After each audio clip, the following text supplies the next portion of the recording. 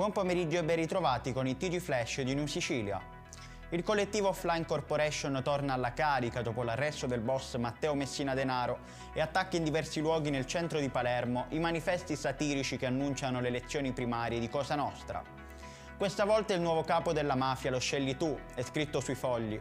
Il collettivo aveva già affisso in diverse occasioni manifesti provocatori come Forza Mafia e contro Forza Italia. I carabinieri della stazione di Ganzirri hanno sottoposto a fermo d'indiziato di delitto un iraniano, presunto responsabile del reato di maltrattamenti nei confronti della moglie e connazionale. L'episodio risale ai giorni scorsi quando una giovane donna straniera, visibilmente scossa e con evidenti lividi al volto e al collo, aveva chiesto aiuto riferendo di essere stata violentemente aggredita dal marito.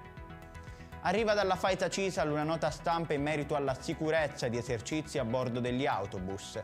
Dopo quanto accaduto nella giornata di ieri in merito ai 40 autobus a metano fermi per mancanza di revisione alle bombole, Moschella, segretario provinciale Faita Cisal Catania, riprende la questione della sicurezza di esercizio nei bus.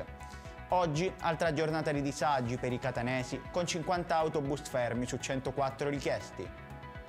Nel corso dell'ultima settimana i militari di Piazza Armerina hanno eseguito un controllo straordinario del territorio di Enna, finalizzato alla prevenzione e alla repressione dei reati con riguardo ai delitti contro il patrimonio e al fenomeno dello spaccio di sostanze stupefacenti. Inoltre sono state controllate decine di veicoli e persone, alcune delle quali sono state contravvenzionate per aver violato le norme del codice della strada. Ed è tutto per questa edizione, il prossimo appuntamento sarà alle ore 18.